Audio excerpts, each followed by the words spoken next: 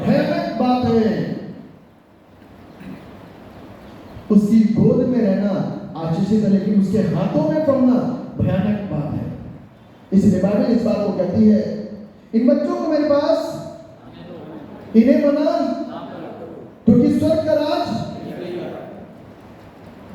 परमेश्वर के कलाम की छोटी छोटी बातें भी बड़ी महत्वपूर्ण है। यदि समझी जाए और समझ में आ जाए तो शायद हमारी बुद्धियों को खोल सकती है और हम खुदा के कलाम के उन सारे वेदों को बड़ी आसानी के साथ में समझ सकते हैं। और जब प्रचार किया जाता है तो शायद वो हमारे दिमाग के अंदर कार्य करें, हमारे हृदय के अंदर कार्य करें। जिस समय पतरस ने प्रचार करा तो वो कोई और वचन नहीं था, यही खुदा का कलाम था। लेकिन वो सारी भूमियां मालूम कैसी थी? भूखी और प्यासी।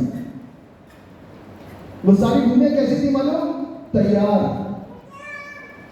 और यदि तैयार भी नहीं थे ना तो अड़ोस पड़ोस को लेकर के तैयार हो गए कि ये जब हमारी दुनिया के नारे लगाए जा रहे हैं तो अपने हाथों को ऊंचा क्यों उठा रहा है, ये आत्मा में इतना क्यों भर रहा है। तो अगल बगल वाले को भी एहसास होने लगता है और आस पड़ोस के वाइब्रेशंस आने लग जाते हैं। आमीन। आपको मालूम है, एक मीटिंग थी, कन्वेंशन थी, कई प्रीस्ट बैठे थे लाइन से और कोई स्टेज हिला था, कंपित हो रहा था, जैसे कंपन नहीं होता, कंपन हो रहा था। तो जो सबसे साइड में बैठा था कि भैया क्या भूकंप तो नहीं आ रहा है, ये वाइब्रेशन क्यों हो रहा है? हाँ, लग तो मेरे को भी रहा है कि इतना हिल क्यों रहा है, स्टेज टूट तो नहीं जाएगा। तो उसने दूसरे वाले से पूछा कि भैया आपको भी वही महसूस हो रहा है जो मुझे महसूस हो रहा है? कहने क्या? मैंने जैसा लग रहा है हिल रहा है। उसने कहा तुम्हें मालूम नहीं वहां बैठा कौन है? तुम्हें मालूम नहीं वहां बैठा कौन है? प्रभु का एक महान सेवक, एक महान दास, जिसकी प्रेजेंस के अंदर ये वाइब्रेशन महसूस हो रहा था। आमीन। जिसकी प्रेजेंस के अंदर ये वाइब्रेशन महसूस हो रहा था। किसी के आने से पूरा सिस्टम बदलता है और किसी की खामोशी में सारा समाज खामोश बैठा रहता है और कुछ भी उन्नति नहीं होती। और परमेश्वर का कलाम हमको और आपको कहता है खुद की उन्नति करो और दूसरों की उन्नति करो, चर्च की उन्नति करो और लोगों की उन्नति करो, क्योंकि परमेश्वर का काम बढ़ाने में, उसको घटाने में नहीं। आमीन। आप चाहोगे आपकी सैलरी बढ़े, आप चाहोगे आपका चर्च बढ़े, आप चाहोगे आपके चर्च की खूबसूरती बढ़े, आप चाहोगे आपका बच्चा कामयाब हो, हर चीज में आप बढ़ना चाहोगे, लेकिन परमेश्वर का कलाम और परमेश्वर का वचन मुझको और आपको आत्मिकता के क्षेत्र, उसके वचन की बढ़ोतरी में और आगे ले जाना चाहता है। इस दिशा में सोचना होगा, इस दिशा में मुझको और आपको सोचना होगा। बाइबल हमको इस बात को सिखा रही है, परमेश्वर के सत्य को अस्वीकार करने पर मनुष्य आत्मिक संकट में पड़ सकता है। इसका मतलब इब्रानी की पुस्तक निकाली जो उसका 10वां अध्याय, इब्रानी की पुस्तक उसका 10वां अध्याय और उसके 26 पद को कोई भी एक जन मेरे साथ पढ़े। जिस किसी के पास अपनी बाइबल है, अपने बाइबल को खोलिए और जोर से पढ़ने में हमारी अगुवाई करिए। इब्रानियों 10:26। सच्चाई की पहचान प्राप्त करने के बाद यदि हम जानबूझकर पाप करते रहे तो पापों के लिए फिर कोई बलिदान बाकी नहीं। पापों के लिए फिर कोई बलिदान बाकी सच्चाई को जानने के बाद में। किसके बाद में? जोर से बोल सकते हैं आप लोग? जी हाँ, जी हाँ, जी हाँ। यदि आप रिस्पॉन्स देंगे तो मुझे बहुत अच्छा लगेगा। अब वो समय नहीं है कि हम चुप बैठे। यदि हम चुप हो गए तो जोर से पत्थर चिल्ला उठेंगे। आज की तारीख में पत्थर चिल्ला रहे हैं, इस बात को ध्यान रखिएगा। और मैंने पत्थरों के बीच में बहुत सेवा करी है। मैंने पत्थरों के बीच में सेवा करी और आज वो पत्थर चिल्ला रहे हैं। आमीन। इसलिए इस बात को ध्यान रखिएगा कि बाइबल इस बात को सिखाती है, क्योंकि सच्चाई की पहचान प्राप्त करने के बाद यदि हम जानबूझकर पाप करते रहे तो पापों के लिए फिर कोई बलिदान बाकी नहीं, क्योंकि एक बार यीशु मसीह मेरे और आपके गुनाहों को अपने पीठ पर उठा करके कलवरी क्रूस के ऊपर चढ़ गया, और वहां से सबसे पहले बात होता है, ऐ बाप इन्हें माफ कर, क्योंकि ये नहीं जानते कि क्या करते हैं। उसको मालूम है क्योंकि वो हमारा बाप है और हमारे हर एक चीज के लिए पिता के बीच में और मेरे बीच में मध्यस्थ बना और रिक्वेस्ट कर रहा है, और अपने पिता से इस बात को कहता है, ऐ बाप इन्हें माफ कर, क्योंकि ये नहीं जानते कि क्या करते हैं। बहुत सारी चीजों के अंदर हम आज भी नहीं जानते कि हम क्या करते हैं, सही कर रहे हैं या गलत कर रहे हैं। सच्चाई को जान करके ऐसा तो नहीं हमने दबा दिया हो, सत्य को जानने के बाद ऐसा तो नहीं उसको निग्लेक्ट कर दिया हो। ऐसा हो जाता है, ऐसा हो जाता है कि सच्चाई को जानने के बाद में हम उसको निग्लेक्ट कर देते हैं। बेटा निकाल लीजिए मरकुस रचित सुसमाचार उसका 3रा अध्याय, मरकुस रचित सुसमाचार उसका 3रा अध्याय और उसके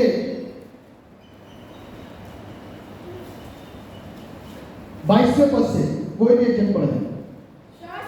हाँ, भी जो यरूशलेम से आए थे, हाँ, ये कहते थे, हाँ, उसमें शैतान है, हाँ, और वह दुष्ट आत्माओं के सरदार की सहायता से दुष्ट आत्मा को निकालता है। किसकी सहायता से?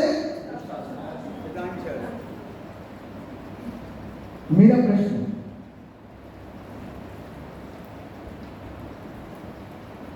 खुद वो बोल रहे हैं शास्त्री, शास्त्री का मतलब समझ गए, शास्त्रों का ज्ञान रखने वाले। फरीसी लोग कौन होते हैं? व्यवस्थापक, व्यवस्था के जानकार, जो उनके टिप पर व्यवस्था रहती है उनको बोलते हैं फरीसी, जो तुरंत यीशु के आसपास चलते थे, चेक करते थे कि किसी भी तरीके से एक भी गलती मिले तो इसको क्या करा जाए। और आप यदि रोजों के दिनों में पहुंच जाए तो जो हम लोग का पाठ हफ्ता होता है, उस पाठ हफ्ते के पहले दिन से आप जब उन चैप्टर्स को पढ़ेंगे, उन अध्यायों को पढ़ेंगे, जहां पर आप लगातार इस बात को देखेंगे कि ये लोग षड्यंत्र लगाते थे कि किसी भी तरीके से यीशु को क्या कर दिया जाए, मार दिया जाए। प्रॉपर वर्ड लिखा है, मार दिया जाए, क्योंकि पर्व निकट था, लोग यीशु को जानते थे, लोग यीशु के द्वारा आशीष पा रहे थे। भीड़ के कारण वो इस काम को करने में असमर्थ थे, फसह के पर्व के कारण वो इस काम को करने में असमर्थ थे। क्यों? क्योंकि सत्य को दबा है। यदि अंधे की आंखें खुल जाएंगी तो अंधा यीशु के साथ होगा कि शास्त्रियों के साथ जाएगा? ध्यान रखिएगा, अंधा किसके साथ रहेगा? किसकी गवाही देगा? किसके नाम को ऊंचा उठाएगा? शास्त्री का एक बंदा कम हो गया, फरीसी का एक बंदा कम हो गया, ऐसी सोच वालों का एक बंदा कम हो गया। क्यों? क्योंकि उनकी भीड़ बढ़ती जा रही है। यीशु मसीह, इस बात को ध्यान रखिएगा, हमको स्वर्ग में ले जाने के लिए सिर्फ एक ही काम है। कहां ले जाना? स्वर्ग में ले जाने के लिए धरती पर जो कुछ भी मनुष्य की जरूरत और आवश्यकता है उसे पूरा करने के लिए प्रभु यीशु इस धरती पर आए। सच्चाई बताने के लिए प्रभु यीशु मसीह धरती पर आए। पापों के बोझ को उठाने के लिए प्रभु यीशु मसीह इस धरती पर आए। बलिदान होने के लिए यीशु मसीह इस धरती पर आए। इस बात को ध्यान रखने की जरूरत है, क्योंकि यीशु के आने से पहले भी बलिदान बहुत हुआ करते थे। और बाइबल इस बात को बताती है, इब्रानियों की पुस्तक के 10वें अध्याय को यदि आप खोलेंगे तो बैलों और बकरों का लहू प्रति वर्ष अचूक चढ़ाया जाता था। मालूम है आपको? मालूम है? इब्रानियों की पुस्तक 10वां अध्याय खोल लीजिएगा, उसके अंदर लिखा है बैलों और बकरों का लहू अचूक प्रति वर्ष चढ़ाया जाता था। मैं पढ़वाना चाहूंगा, आप एक बार खोल लीजिए, 14 पद पढ़िए, इब्रानियों 10:4। हाँ हाँ, एक मिनट, इसके पहले पद से पढ़िएगा। हाँ हाँ, व्यवस्था जिसमें आने वाली अच्छी वस्तुओं का प्रतिबिंब है। इसका मतलब जो व्यवस्थापक थे, जो व्यवस्था को पढ़ाते थे, वो नजरिए से पढ़ाते थे जैसा वो पढ़ते थे, लेकिन जो अच्छा प्रतिबिंब उसके द्वारा निकल करके आता है उसको वो नहीं जानते थे। उसे सिर्फ यीशु मसीह ने पूरा करा। आमीन।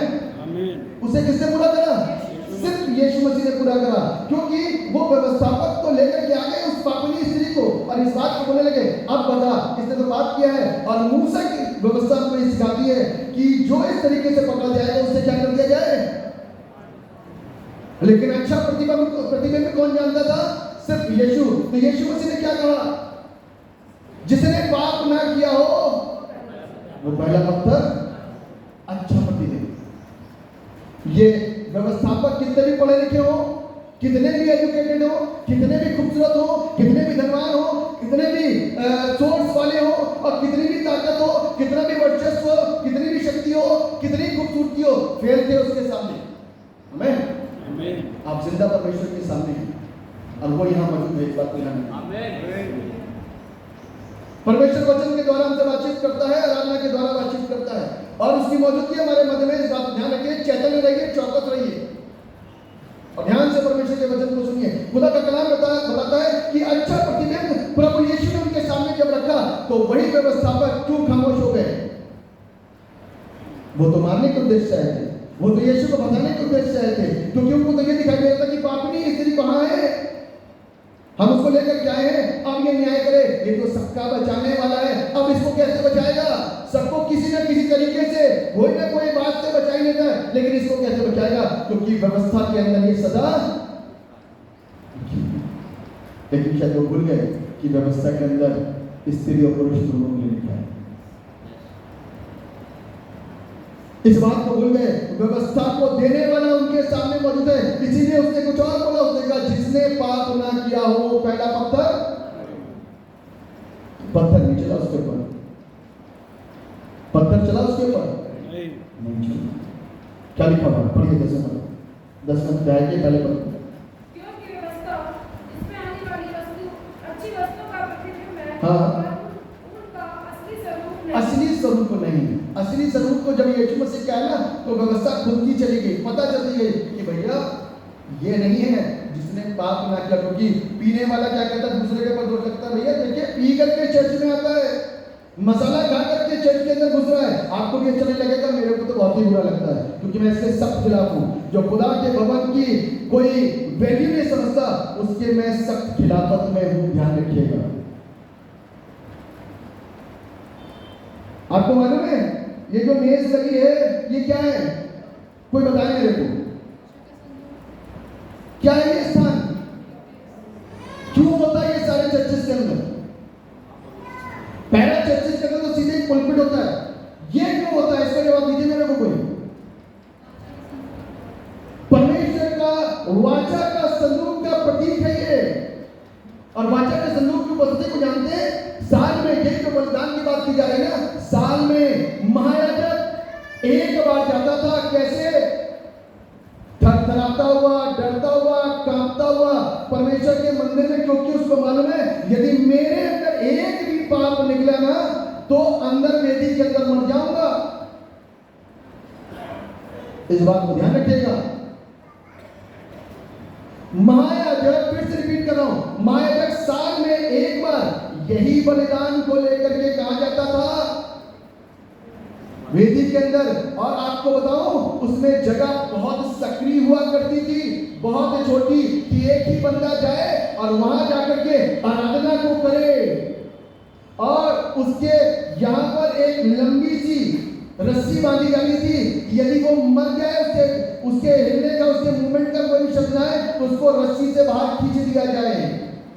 आज की तारीख में चर्च को साधारण बना दिया गया है, कोई डरता कांपता नहीं है, कोई थरथराता नहीं है, क्योंकि मालूम है अनुग्रह का समय है। लेकिन don't take it for advantage, फायदा मत उठाइए। परमेश्वर ने इस बात को बोला था, मूसा जिस जगह तू खड़ा है वो कैसी जगह है? पवित्र भूमि। अब आप बताइए, आपका चर्च सिर्फ ये है कि ये भी है? यदि सारा है तो जूते चप्पल पहन करके आप सब चर्च में कैसे बैठ सकते हो? आपके पादरी के चप्पल जूते बाहर हैं, मेरे जूते चप्पल बाहर है, मेरे जूते चप्पल अंदर नहीं है और ना कभी हो सकते, क्योंकि मैं परमेश्वर से इतनी मोहब्बत करता हूं जितना खुदा का कलाम मुझको सिखाता है।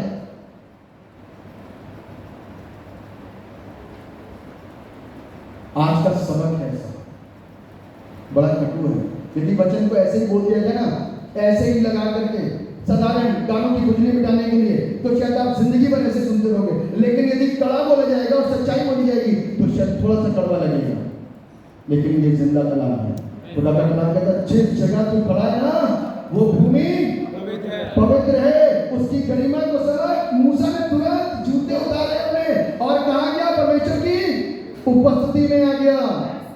यदि आज मेरी आवाज को आप सुन रहे हैं, ये मेरी आवाज नहीं है, ये खुदा की आवाज है।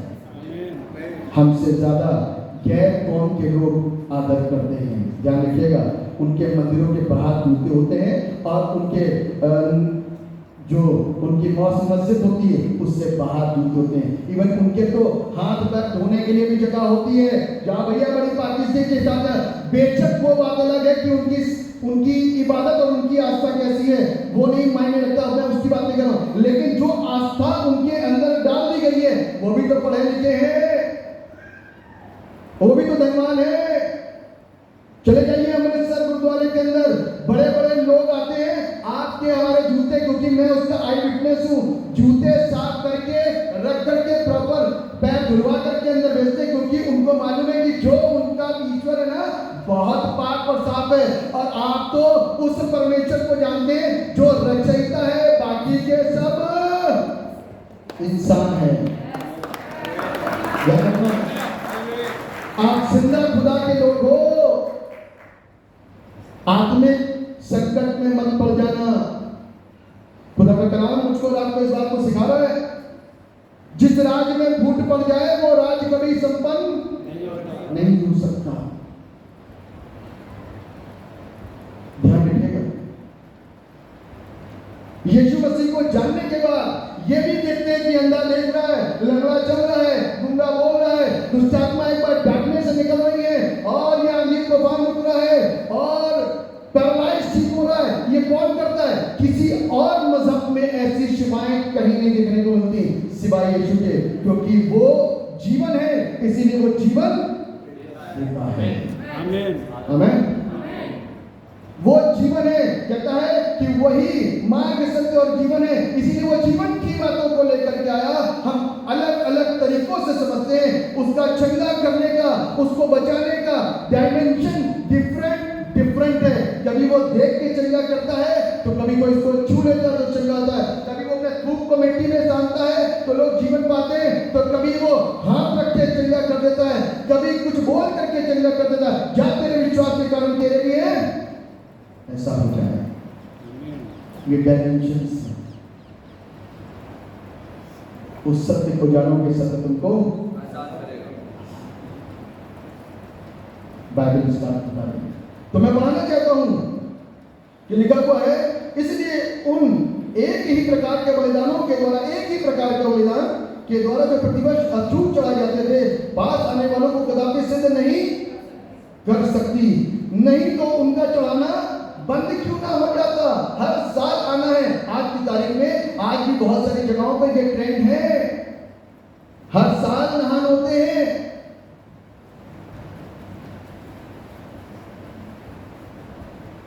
बंद क्यों नहीं हो पाते? क्योंकि वो पुख्ता नहीं है। ठीक है ना, वो पुख्ता नहीं है। हमारा प्रभु कौन है? सिद्ध परमेश्वर। इसीलिए यदि आप इस चैप्टर को जब खोलेंगे ना तो वहां पे एक हेडिंग करी हुई है, क्या लिखा मालूम है? परफेक्ट सैक्रिफाइस, सिद्ध बलिदान। उसके बाद बलिदान की जरूरत नहीं है। उसके बाद में मालूम क्या करना है? उसके बाद उस यीशु को जान करके, उसको मान करके, उस पर विश्वास करके अपने अंदर की बुराइयों को दूर करना है। ये नहीं कि प्रभु जी आप मुझ पर दया करिए, मेरी बुराई दूर। आप छोड़ने की कोशिश कर रहे हैं और प्रभु से यही रोज दुआ कर रहे हो कि प्रभु हमारे अंदर की बुराई दूर हो जाए। गाली देना छोड़ने रहे, नशा करना छोड़ने रहे, बुराई करना छोड़ने रहे, व्यभिचार करना छोड़ने रहे। और आज की तारीख का सबसे मुख्य ट्रेंड, मोबाइल के द्वारा जो गंदगियां देखी जाती हैं उसको भी कोई नहीं छोड़ता। इस बात को ध्यान रखिएगा। मेरा बाप आसमान से नीचे देखता प्यार से, खबरदार चुनिया खाते। हमें छोटे पांव ध्यान रखिएगा, ये बचपन में सीखा था संडे स्कूल के अंदर, ठीक है। आज यदि हम अपने परमेश्वर को, जो हमारा जिंदा परमेश्वर है, उसको नहीं समझेंगे तो हम कैसे अपने उसको परमेश्वर को ऊंचा उठा सकते हैं। हमें जवाब तलब जब हमसे किया जाएगा न्यायासन के सामने, तो हमारे मुंह पकड़ से ऊंचे होंगे या फिर हम नीचे होंगे। आपसे प्रश्न किया जाएगा, तुम्हें तो वचन हर संडे बांटा जाएगा। तो आज का सबक जो है ना, उसके प्रति आप क्या जवाब दे पाओगे? आज का सबक मालूम क्या है? बड़ा खूबसूरत है। मैं फिर से रिपीट कर रहा हूं, परमेश्वर के सत्य को अस्वीकार करने पर मनुष्य आत्मिक संकट में पड़ सकता है। जब हमसे पूछा जाएगा तुम तो सत्य को जानते थे, तो तुमने ऐसा क्यों कर दिया, तो हमारे मुंह नीचे। इस बात को ध्यान रखने की जरूरत है। इसीलिए यहाँ पर लिखा हुआ है, नहीं तो उनका चढ़ाना बंद क्यों न हो जाता। इसलिए जब सेवा करने वाला एक ही बार शुद्ध हो जाते हैं, तो फिर उनका विवेक उन्हें पापी न ठहराता, परंतु उनके द्वारा प्रति वर्ष पापों का स्मरण हुआ करता है, क्योंकि ये अनहोना है कि बैलों और बकरों का लहू पापों को, पाप मेरे क्षमा होने, लहू बहरा जानवरों का है, पाप मेरे क्षमा हो रहे, लहू बहरा जानवरों का मेरे बदले में। लेकिन अब आज से 2024 वर्ष को हमारा प्रभु मेरे और आपके लिए मेमना बनकर के आया। यूहन्ना क्या कहता है मालूम है? वो देखो परमेश्वर का मेमना चला आता है, और वो कौन था? वो मेमना यीशु मसीह, और वो मेरे रात में बलिदान हुआ। और आज यदि हम उसको नजरअंदाज कर रहे हैं तो ये अफसोस है। शास्त्री फरीसी ने कहा, अरे इसमें तो अशुद्ध आत्मा है। दुष्ट आत्मा देखी आपने कभी? किसी ने देखी दुष्ट आत्माएं मनुष्यों के अंदर? अरे very good, very good, very good, very good. रखिए आप नीचे। हम लोगों ने बहुत देखी है, हर दिन देखी है, दिन और रात देखी है, और इसी के बीच में सिर्फ कहीं रहेगा। और उनके आंसुओं को देखा है, उनके दर्दों को देखा है, उनके कंगालपन को उसी हालातों में देखा है, उनके अंदर जो शैतान बीमारियों को डालता उसको भी देखा है। इस बात को ध्यान रखिए, हम खुश नसीब हैं। जिस समय हमारा बपतिस्मा होता है ना, और हम प्रभु की देह में शामिल होते हैं, ये हमारे लिए बड़ी सामर्थ है कि क्रिश्चियनों को जल्दी से चपेटे में नहीं लेती दुष्ट आत्माएं। मैं कह रहा हूं क्रिश्चियनों को जल्दी से चपेटे में लेती, ऐसा नहीं कि लेती नहीं। जो प्रभु से दूर गए ना, आत्मिक संकट में फंस सकते हैं। क्योंकि मैंने क्रिश्चियनों के अंदर भी इवल स्पिरिट्स को देखा, और इवल स्पिरिट चली गई। एक और इवल स्पिरिट का पार्ट है, वो हमारा स्वभाव, उसको भी चेंज करना बहुत जरूरी है। और मैं विश्वास करता हूं कि वचन की इस सुंदरता के द्वारा हम बदल सकते हैं। यदि हम रोज वचन के पढ़ने में और प्रार्थना करने में प्रैक्टिस करेंगे, तो अवश्य है कि परमेश्वर मुझको और आपको बदलेगा, और हम आशीषित होंगे और परमेश्वर के नाम को महिमा दे सकेंगे। लिखा हुआ है, disunity is the foremost sin against the Holy Spirit। पवित्र आत्मा के विरोध में ये काम होगा यदि हम अपने अंदर डिसयूनिटी को ले आएंगे। ये चर्च किसी व्यक्ति विशेष का नहीं है, ये चर्च आप सबका है। मेरा घर सब जाति के लोगों के लिए प्रार्थना का घर होगा, आप सबका घर। आप सबके योगदान से ये चर्च खूबसूरत। जब मैं आया ना तो चर्च इतना खूबसूरत, इतना अच्छा, इतना प्यारा और सराउंडिंग्स बहुत खूबसूरत, वातावरण बहुत अच्छा। मैं परमेश्वर को धन्यवाद दिया, प्रभु आप मुझे यहाँ ले रखे। और लोग, मेरी ज़्यादा लोगों से मुलाकात नहीं है, लेकिन हमारे सेक्रेटरी साहब, हमारे गिरदार साहब और एक दो तीन लोग और हैं प्रभु दास लोग, उनसे मुलाकात हुई।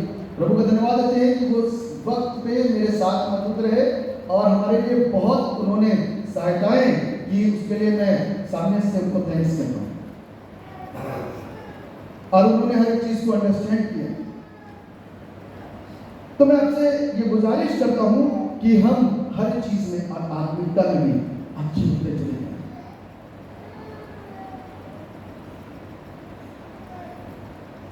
ये फरीसी और ये शास्त्री, इन लोगों ने मालूम क्या बोल दिया? इन्होंने बोल दिया कि इसके अंदर दुष्ट आत्मा है। दुष्ट आत्मा का मतलब क्या हो गया? दुष्ट, गंदी चीजें। और वो गंदी चीजें, शैतान क्या है? गंदा है। तो वो किसी के अंदर अच्छाई को डाल सकता है? जिसका स्वभाव ही गंदा है तो किसी के अंदर अच्छाई कैसे डाल? जिसके पास गंदगी है तो वो उस गंदगी में से अच्छाई कैसे मिल सकती है जब उसके अंदर अच्छाई है ही नहीं? तो ये सोचने की बात थी। हमसे कई समय पहले शास्त्री और फरीसी थे जो व्यवस्था के जाने वाले थे, लेकिन गलत चीजों को इंटरप्रेट करके लोगों को गुमराह करने की कोशिश करते थे। और उन लोगों की बातों को सुन करके लोग क्या होते थे? गुमराह हो जाएंगे। अब एक बात बताऊं, बाइबल के अंदर लिखा है सारे पाप क्षमा हो जाएंगे, लेकिन पवित्र आत्मा के विरोध में किया गया एक भी पाप क्षमा नहीं। इसलिए आज से हम इस बात के प्रति चौकस रहें, चैतन्य रहें कि हम परमेश्वर के पवित्र आत्मा के काम करें, रुकावट तो नहीं बने। यदि ऐसा कुछ फील होता है ना तो प्रार्थना करें, हम भी और आप भी, क्योंकि मैं सबसे पहले अपने आप को देखूंगा। यदि हम कोई गलतियां कर रहे हैं तो सबसे पहले सुधार हमें करना है, उसके बाद में चर्च। क्योंकि मैं एक आंख से आप लोगों को देख रहा हूँ, आप लोगों की कितनों की आंखें हैं मुझे देखना। मैं भी रास्ते में किसी में पहचानूंगा, लेकिन आप सब मुझे रास्ते में पहचानोगे। तो इसलिए हमको और आपको सत्य को कभी भी नजरअंदाज नहीं करना, और सत्य कोई और नहीं, हमारा परमेश्वर। और हमें उसकी इज्जत करनी है और उसको समझना है और उसके पीछे ईमानदारी के साथ चलना है। और जब हम ऐसा करेंगे तो आप देखिएगा बहुत जल्द ग्रोथ होते हैं, व्यक्तिगत, पारिवारिक, सामाजिक, चर्च ग्रोथ देखोगे आने वाले समय में।